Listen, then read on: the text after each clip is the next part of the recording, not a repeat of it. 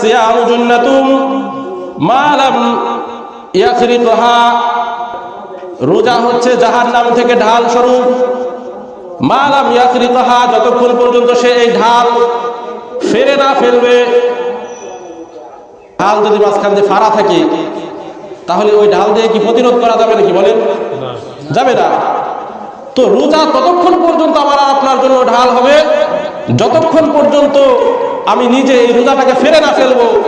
অর্থাৎ রোজা থেকে যতক্ষণ পর্যন্ত রোজার হক আমি আদায় না করবো ততক্ষণ পর্যন্ত আমার রোজা আমার জন্য ঢাল হবে না। যদি রোজাও থাকলাম সাথে সাথে অপকর্ম কুকর্ম করলাম, রোজার হক আদায় না করলাম, তাহলে এই রোজা কিয়ামতের দিন আমার ঢাল হবে না।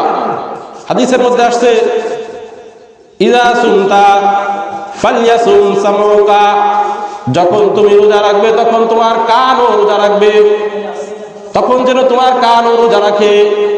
ওয়া বাসারুকা, তোমার চোখ যেন রোজা রাখে। সওম মানে কি? বিরত থাকা। যখন তুমি পানাহার থেকে, স্ত্রী সহবাস থেকে যখন বিরত থাকবা, তোমার কানও যেন বিরত থাকে, তোমার চোখও যেন বিরত থাকে। ওয়া লিসানুকা, এবং তোমার জিহ্বাও যেন বিরত থাকে। কিসের থেকে বিরত থাকবে?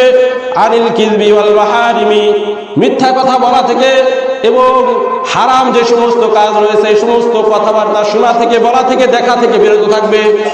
যখন তুমি রোজা রাখবা, সওম রাখবা, বিরত থাকবা আল্লাহ রাব্বুল আলামিনের জন্য, এই কানের হিফাজত করতে হবে, চোখের হিফাজত করতে হবে, জবানের হিফাজত করতে হবে। মিথ্যা কথা বলা, শোনা এবং অশ্লীল ফাহিশা যে সমস্ত জিনিস আছে, বেগানা নারীর দিকে চোখ দৃষ্টি দেখা, এগুলো থেকে বিরত থাকতে হবে। তাহলে তোমার রোজা কাল কিয়ামতের দিন সিয়ামু জান্নাতুম মিনান নার, কিয়ামতের দিন জাহান্নামের থেকে ঢাল স্বরূপ হবে। আর যদি এগুলো করলাম সাথে সাথে রোজাও রাখলাম, এই রোজা ওই যে ফাটা যে ঢাল আছে ওই ঢালের মতো হবে, এইটা প্রতিরোধ করা যাবে না। এজন্য চোখের হেফাজত করতে হবে, জবানের হেফাজত করতে হবে, কানের হেফাজত করতে হবে। ওয়াদা আদাল খাদিম, এবং তোমার অধীনস্থ যারা রয়েছে এদেরকে কষ্ট দেওয়া থেকে বিরত থাকো। তোমার অধীনস্থ যে সমস্ত লোক রয়েছে, তোমার আন্ডারে যদি কোনো শ্রমিক থাকে, এদেরকে অনর্থক কষ্ট দিও না রমজান মাসে। এমনিও তো দেওয়া যাবে না, রমজান মাসে বিশেষ করে কষ্ট দিও না। তাদের সাধ্যের বাহিরে কাজ তাদেরকে চাপিয়ে দিও না। এগুলো করা কিন্তু ঠিক না, এমনি সময় তো ঠিক না। এজন্য খাদেম, অধীনস্থ যাদের রয়েছে, নিজের ছেলে সন্তান, স্ত্রী, পরিবার পরিজন, এরাও কিন্তু অধীনস্থ লোক। এদের সাথে সৎ ব্যবহার করা, ভালো ব্যবহার করা, সাধ্যের বাহিরে কিছু চাপিয়ে না দেওয়া এদেরকে। রোজাও থাকলাম, আবার স্ত্রীকেও কষ্ট দিলাম, অকথ্য ভাষায় গালিগালাজ করলাম, ছেলে সন্তানের সাথে দুর্ব্যবহার করলাম, এলাকাবাসী এদের সাথে দুর্ব্যবহার করলাম, রোজার কিন্তু কোনো দাম থাকবে না।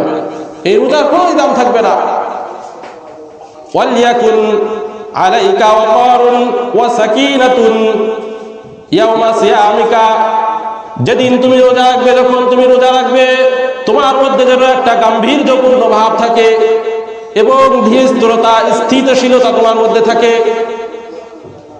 তোমার মিজাজ যেন চড়া না হয়, নম্র, ভদ্র এবং গাম্ভীর্যপূর্ণ থাকবে। মানুষের সাথে অধিক প্রয়োজন ছাড়া, প্রয়োজনের বাহিরে অতিরিক্ত কথা না বলা।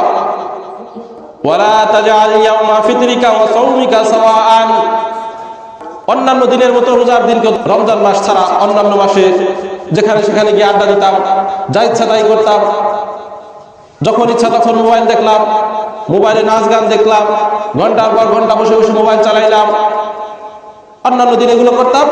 তো রমজান মাসে ওই একই জিনিস চলতেছে। তো সেই কথাই বলা হয়েছে, তোমার অন্যান্য দিনের মতো যেন রমজানের দিনগুলো, রোজার দিনগুলো যেন এক না হয়ে যায়, এই দিকে খেয়াল রাখা। রোজার দিনের সাথে অন্যান্য দিনের মধ্যে কি রাখা? পার্থক্য রাখা। অন্যান্য দিনে যে সমস্ত গুনাহের কাজ করতা, এর থেকে বিরত থাকা, ফিরে থাকা। বিশেষ করে অন্য এক হাদিসের মধ্যে আসছে, খাসলাতানি মান হাফিজাহুমা সালিমা লাহু সাওমুহু, দুইটা চরিত্র, দুইটা খাসলাত, এই দুইটা খাসলাত থেকে যে ব্যক্তি বিরত থাকবে তার রোজাও নিরাপদ থাকবে। দুইটা চরিত্র, দুইটা জিনিস থেকে যে ব্যক্তি নিরাপদ থাকবে তার রোজাও তার থেকে নিরাপদ থাকবে।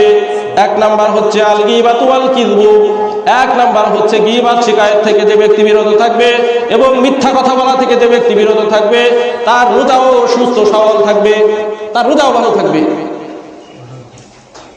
এই দুইটা থেকে বিরত থাকো, তোমার রোজা সুন্দর হবে, আল্লাহ রাব্বুল আলামিনের দরবারে কবুল হবে, কাল কিয়ামতের দিন জাহান্নামের আড়াল হবে, অন্তরায় হবে।